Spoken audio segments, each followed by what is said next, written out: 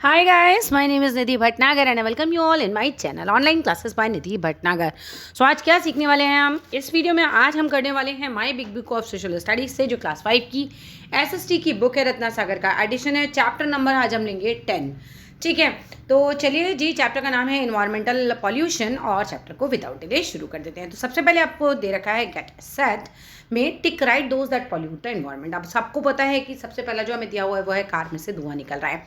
Obvious सी बात है कि जब धुआं निकल रहा है तो वो हमारे एनवायरनमेंट को पॉल्यूट ही कर रहा है, तो यहाँ पर आपको टिक लगाना है। दूसरा है दे रखा है आपको जूट का बोरा। अब जूट का जो बोरा है वो आपके एनवायरनमेंट को पॉल्यूट नहीं करता है, ठीक है, नेचुरल फाइबर से बना हुआ है, इसलिए ये पॉल्यूशन नहीं फैलाएगा, तो यहाँ पर आपको टिक नहीं लगाना है। उसके बाद आपको केन दे रखी है, चूँकि ऑब्वियस सी बात है डिकम्पोज नहीं हो पाती है तो हमारे एनवायरनमेंट को पॉल्यूट कर रही है, टिक लगाना है, यहाँ पर टिक लगा दीजिए। नेक्स्ट आपको ग्रास दिखा रखी है, ये हमारे इन्वायरमेंट को पॉल्यूट नहीं करती है, तो यहाँ टिक नहीं लगाना है। प्लास्टिक की बॉटल दिखा रखी है जो कि ऑब्वियस सी बात है हमारे इन्वायरमेंट को काफ़ी ज़्यादा ही पॉल्यूट करती है, तो यहाँ पर आपको टिक लगाना है। देन आपको दिखा रखा है एक लाउड स्पीकर जिसमें से कि आवाज़ निकल रही है। अब लाउड स्पीकर की आवाज़ है तो ऑब्वियस सी बात है साउंड पोल्यूशन होगा, तो यहाँ पर आपको टिक लगाना है। तो चलिए आगे शुरू करते हैं। Our environment consist of living and non living things like air, water, land, plants and animals. वो कह रहे हैं हमारा जो वातावरण है, इन्वायरमेंट है, कंसिस्ट ऑफ मीन्स उसके अंदर है living and non living things, ठीक है, जैसे कि उसके अंदर एयर है, वाटर है, लैंड है, इन्वायरमेंट में आती हैं सब चीज़ें, प्लांट्स हैं और एनिमल्स हैं, तो ये सारी चीज़ें आ जाती हैं। ओवर टाइम जैसे जैसे समय बीता, humans have carried out various activities, इंसानों के द्वारा की गई बहुत सारी activities to suit their needs. इंसानों ने क्यों की ऐसी, जिससे कि उनकी जो नीड है, उनकी जो ज़रूरतें हैं उसको सूट कर सके environment, that have caused changes in the environment. और उसके कारण क्या हुआ, इन्वायरमेंट में बहुत सारे बदलाव आए। देखो इंसान जब आया तब तो धरती पूरा मतलब ऐसा नहीं था जैसे आज है, बिल्डिंग बनी हुई थी, ऐसे तो था नहीं। तो धीरे धीरे इंसान ने क्या किया, अपनी ज़रूरतों के हिसाब से इन्वायरमेंट में जो हमारे आसपास का वातावरण है, जैसे फॉरेस्ट काटे अपने रहने के लिए, तो इस तरीके से बहुत सारे धीरे धीरे उसने चेंजेस किया अपने अकॉर्डिंग। और वो बोल रही कि जिसके कारण क्या हुआ, इन डूइंग सो, ऐसा करने में humans have become the greatest threat to the environment. और ऐसा करते करते इंसान की खुद जो है वो एक बहुत बड़ा थ्रेट बन गया इन्वायरमेंट के लिए। थ्रेट बन गया एक तरीके से बहुत ज़्यादा हार्मफुल हो गया इन्वायरमेंट के लिए, ठीक है। In doing so humans have become the greatest threat to the environment और the harm caused to the environment is called pollution. और जो नुकसान इन्वायरमेंट को पहुंचता है सबसे, वही नुकसान को हम बोलते हैं कि पॉल्यूशन है ये, ठीक है। There are 4 main types of pollution, तो 4 मेन टाइप के पॉल्यूशन होते हैं, जैसे कि एयर पॉल्यूशन हो गया, देन हमारा वाटर पॉल्यूशन है, लैंड पॉल्यूशन है, नॉइस पॉल्यूशन है। सबसे पहले हम पढ़ेंगे एयर पॉल्यूशन, यानी कि हवा जो है उसका पॉल्यूट होना, उसका गंदा होना। The mixing of harmful gases, हवा के अंदर हार्मफुल गैसेस का मिक्स होना, डस्ट का मिक्स होना, smoke and some particles in the air is called air pollution. तो इस सब को हम क्या बोलते हैं, एयर पॉल्यूशन। फिर से पढ़ो, the mixing of harmful gases, dust, smoke and other particles, इन सब चीज़ों का हवा में मिक्स हो जाना, ठीक है, इन the air is called air pollution. Breathing polluted air causes diseases. अब क्या है कि अगर हम इस गंदी हवा में सांस लेते हैं तो ऑब्वियस सी बात है कि हमें बीमारियां ही होंगी, ठीक है। Causes of air pollution, air pollution के कारण क्या है, क्यों होता है एयर पॉल्यूशन, सैंडस्टॉर्म आ जाते हैं, ठीक है। तो इसमें क्या होगा, सब जगह रेती रेत हो गई तो ऑब्वियस सी बात है कि एयर जो है वो पॉल्यूट हो जाएगी। वॉल्केनिक आ गए, वॉल्केनिक इरप्शन हो गया, ठीक है, जैसे लावा फट गया धरती के अंदर से, उसको बोलते हैं। मैंने पिछला चैप्टर ही पढ़ाया, उसमें पढ़ाया था आपको, इसके मैंने मतलब जो 10th है मैंने ऑलरेडी पीछे से बुक लेके चल रही हूँ इसलिए बोल रही हूँ। सो नेक्स्ट चैप्टर में है जो कि मैं ऑलरेडी पढ़ा चुकी हूँ आपका। वॉल्केनिक इरप्शन अगर होता है, फॉरेस्ट फायर, जंगल में आग लग जाए तो भी मतलब इस तरह से एयर पोल्यूशन हो जाएगा, हवा गंदी हो जाएगी क्योंकि धुआं मिक्स हो जाएगा ना, गंदा कार्बन मिक्स हो जाएगा। And pollen from the plants, तो प्लांट से भी अगर पॉलन आते हैं और हवा में मिक्स होते हैं। एंड फ्लावर्स से, मतलब प्लांट्स और फ्लावर्स से अगर पॉलन भी हवा में मिक्स होते हैं तो वो भी एयर को पॉल्यूट कर देते हैं एक टर्म पे जाके, are natural causes of air pollution. तो आपका क्वेश्चन बिल्कुल आ सकता है कि write the causes of air pollution, तो आप लिख सकते हैं यहीं से पूरा पैराग्राफ आप एज इट इज़ कॉपी कर सकते हैं कि सैंडस्टॉर्म्स, volcanic eruptions, forest fires and pollens from plants and flowers are natural causes of air pollution। अब यहाँ एक फैक्ट वाइज में आपको दे रखा है कि वॉग और volcanic smoke is a form of air pollution, तो ये भी एक तरीके का एयर पोल्यूशन ही है।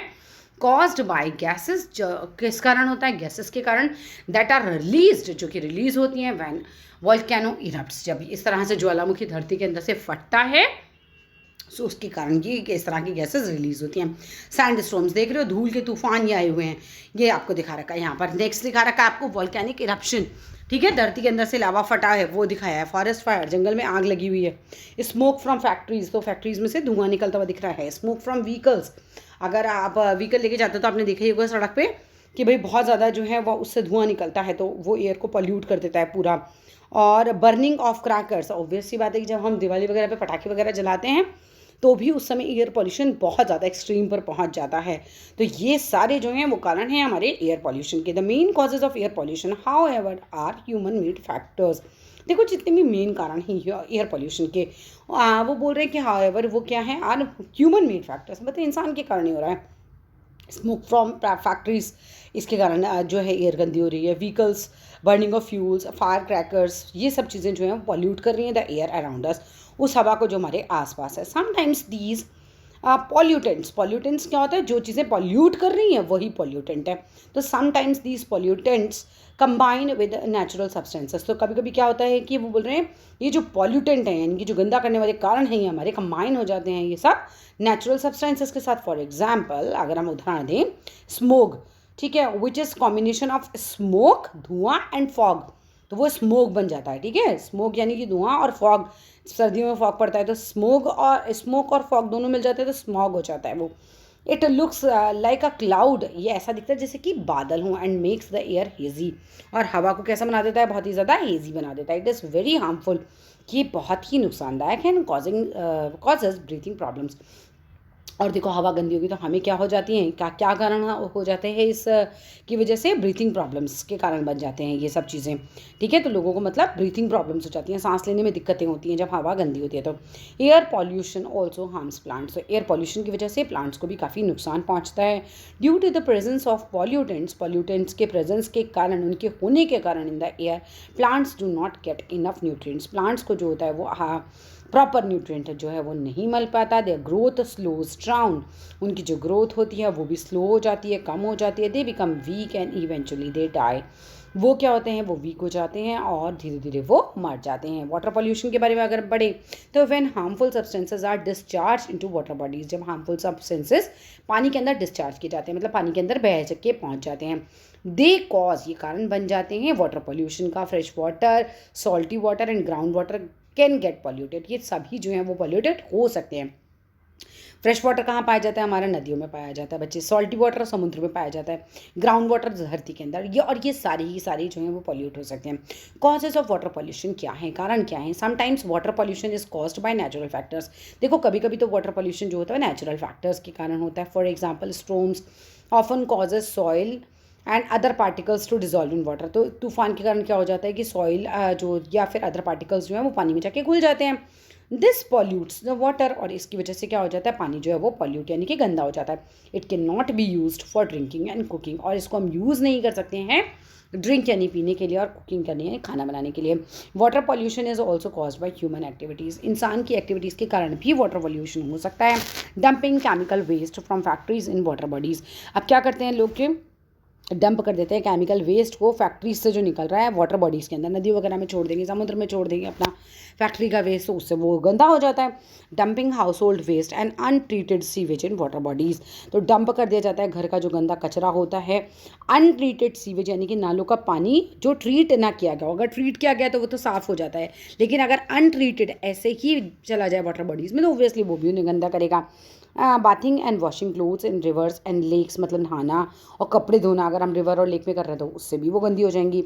लीकेज फ्रॉम ऑयल टैंकर्स, अब ऑयल टैंकर्स में अगर मान लो लीकेज हो जाती है तो भी क्या होगा, तेल जो है वो उनका शिप्स वगैरह का किस में मिल जाएगा, पानी में मिल जाएगा, तो वो भी जो है वो हमारा पानी गंदा हो जाएगा सारा का सारा।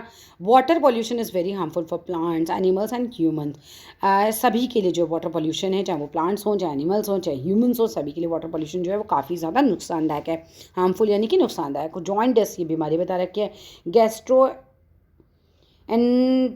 Gastroenteritis and typhoid disease is caused by drinking polluted water, तो ये बीमारियाँ हैं, इनकी स्पेलिंग्स अच्छे तरीके से याद कर लेना। कि भाई ये बीमारियां जो हैं वो वाटर पोल्यूशन के कारण हो सकती हैं। चलो जी आगे देख लेते हैं। The greatest threat to environment क्या है?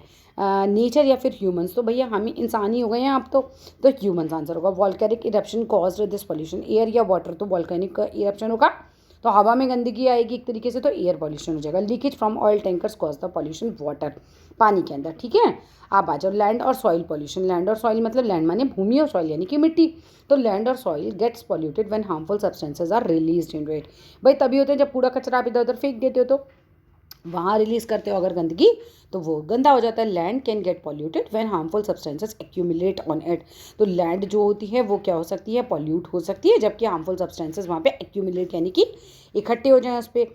कॉजेज ऑफ सॉइल पोल्यूशन, कारण क्या होते हैं? कि solid waste such as garbage है, उसके कारण भी देखो कूड़ा अगर कहीं जमा हो जाएगा, ठीक है, सॉलिड वेस्ट, तो भी सॉइल पोल्यूशन हो जाएगा। मिट्टी जो है वो गंदी हो जाएगी, एक तरीके से पॉल्यूट हो जाएगी। Refuse of forest and refuse from forest and agriculture.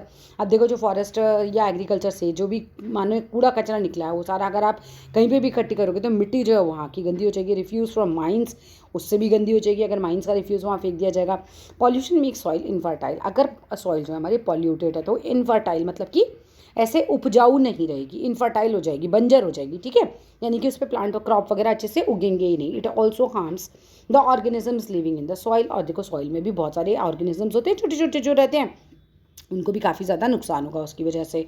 और नॉइस पॉल्यूशन के बारे में पढ़ो। Excessive and unpleasant sound in our environment is called noise. और साउंड पॉल्यूशन, एक्सेसिव मतलब ज़रूरत से ज़्यादा, अनप्लेजेंट जो सुनने में अच्छा ही ना लगे साउंड, ऐसी साउंड जो कि मतलब बहुत ज़्यादा हो या फिर सुनने में अच्छी ही ना लगे।